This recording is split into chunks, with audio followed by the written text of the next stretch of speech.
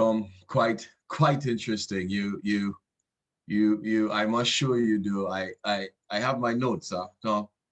I, my notes. I'm And you know what taking. it is that, it seems a little unorganized because I have so many slides, right? Yes, But it's very painful for me to cut even one slide out of my presentation. So I don't really have a one size fits all. The way that we operate, so for example, even in the Caribbean, would be there's no kind of, curriculum or like blueprint that we pass to you and say, okay, off you go. right. What it is it's a collaborative effort. It's a design. How do you design a program? And then after you design it with a collaboratory, collaborating with people, what resources do you have available? What kind of connectivity do you have? Who's buying into it? Building advocacy for the program is the first step. That took us over a year in Houston just to build the advocacy. So you got the advocacy, you've got the design, and then you have the implementation. If it's not implemented correctly, it doesn't work. So there's many moving pieces to the ecosystem. And one of my favorite sayings is that if you're the smartest guy in the room, you're in the wrong room. So what I try to do is I try to get in the room where I'm not the smartest guy in the room, so I've been I've been embraced by people like Dr. Rady, by professors from Stanford University, from the researchers from the University of Houston, researchers from University of North Carolina, researchers from University of Michigan. These are some of the most prestigious academic institutions that we have in America, if not the world. And while I was being brought in to learn from, I was secretly learning from them. Some of the most brilliant education minds that we have. And so with this COVID-19 lockdown, we were forced to go more online, to go more digital. So I started getting put in the room with the smarter people.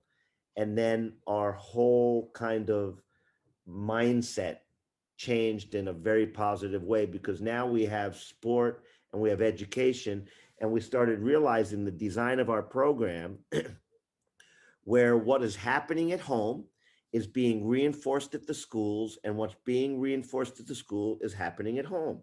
So we had a tremendous feedback loop. And what we're helping to do is we're redesigning what physical education looks like in schools, because physical education is looked upon as the least important subject in school.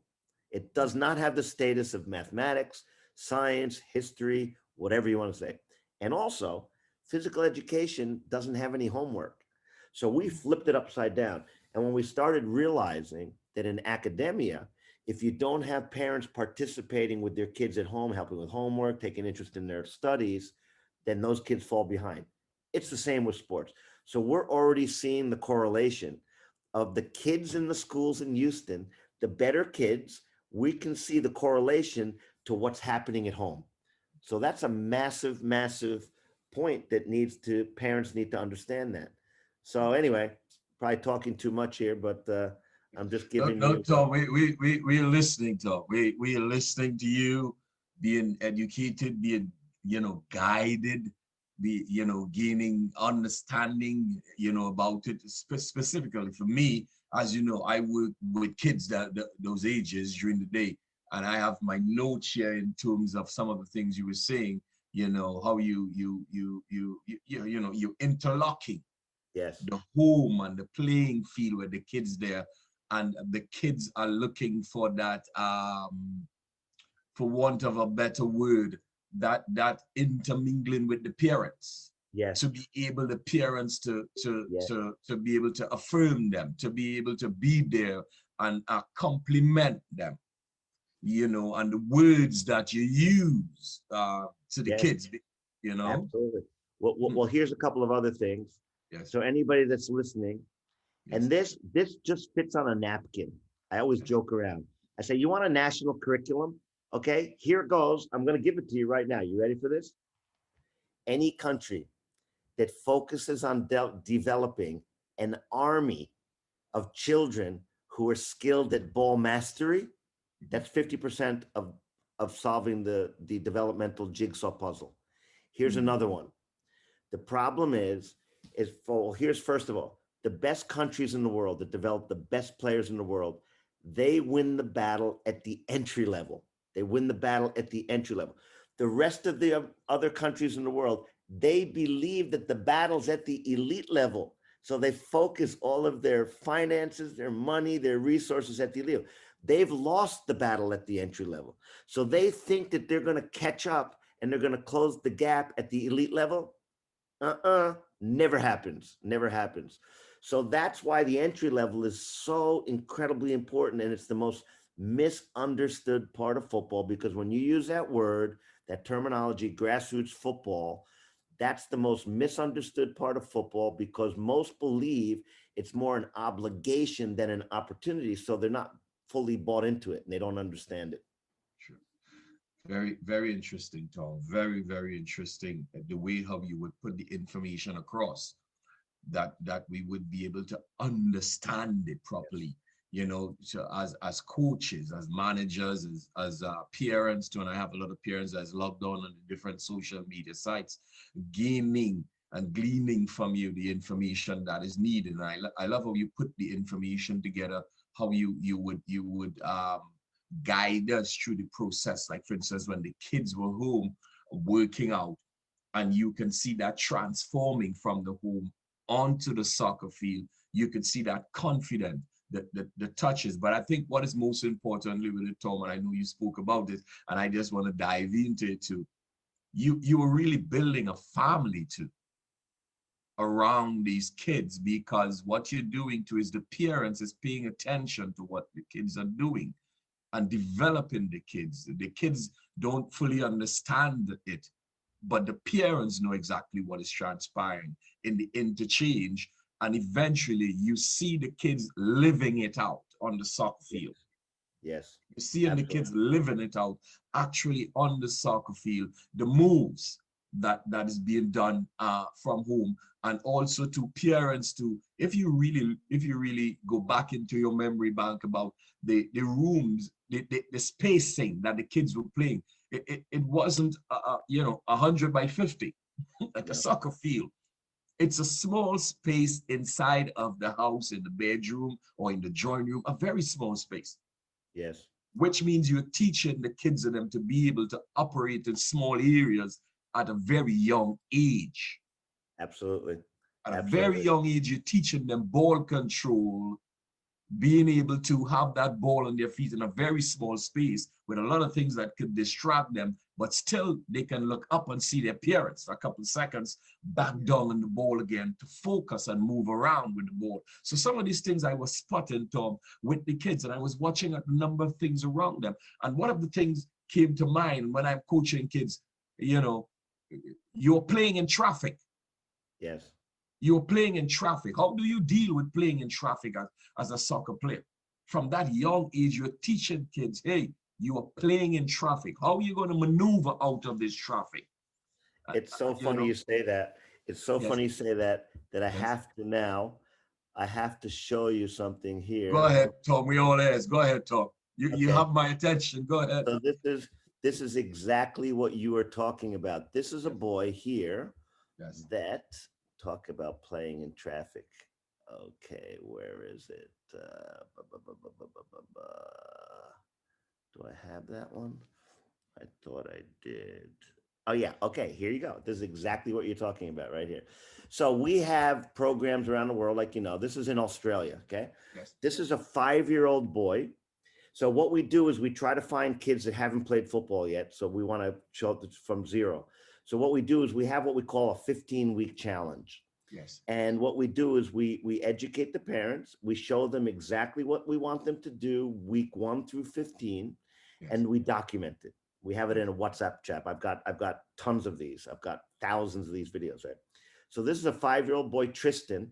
So you're gonna see this is day number 1, week 1, and then you're gonna see break off week number 15 when he's at on holiday in Bali. But the traffic part, you're gonna see what I'm talking about. So here he is working week number 1, and now this is week number 15. Traffic, talk about traffic. Watch these people that start coming out now. And he doesn't even see them, man. He's just like navigating around them. It's like there's no traffic light there, but he's not running into them. But look at these people, man. And the thing is, you got to remember, this kid doesn't belong on a team yet. He doesn't even know in the context of a team yet, right? So this is really what we're trying to get to. And then if you go to, I'm going to show you this. Check this out. This is pretty cool here as well. Where's the other one? Oh, I didn't even show you guys this one. Okay. So this is my son here. Now, what I want you to watch is the transfer of the ball, the effortless transfer of the ball from the right foot to the left foot to go around a defender. So here it goes. Right now. 1, 2. That transfer.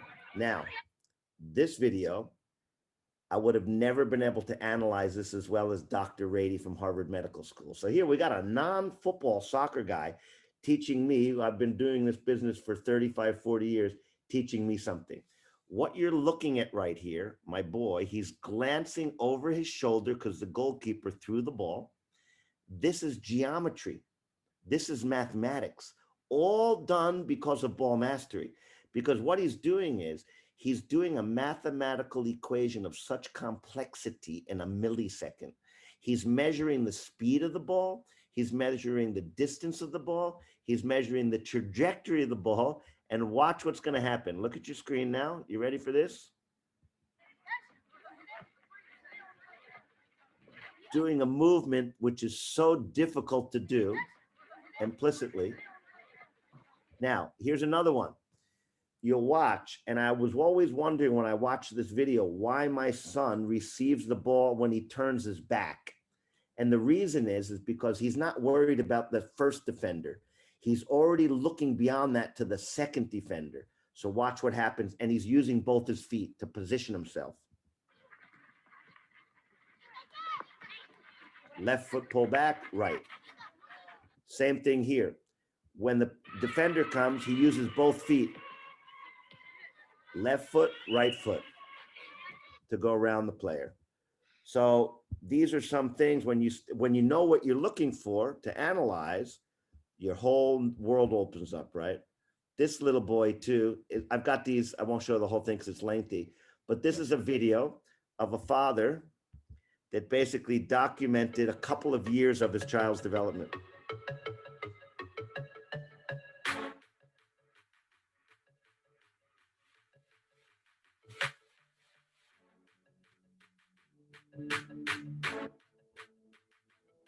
Okay, now I'm going to pause it, and then you can see he's going through all of it's inside the house.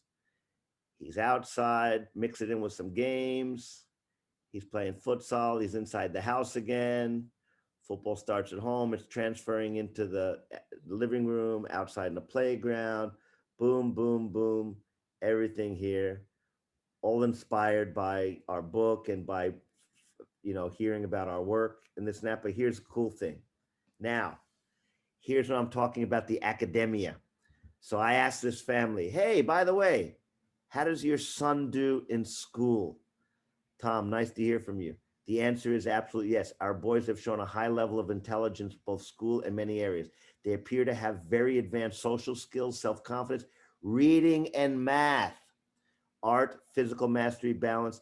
And this is Coach Roy throughout all of the kids that we work with.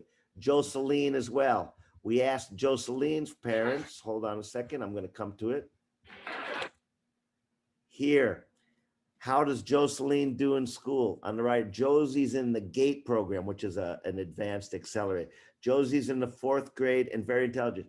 High scores in reading and math, again. So we started to see this common denominator of these kids. Now, this is unscientific because this is just Tom Byer's network.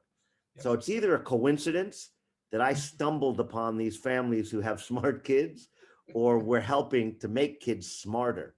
Here's the same thing with little Aiden, okay?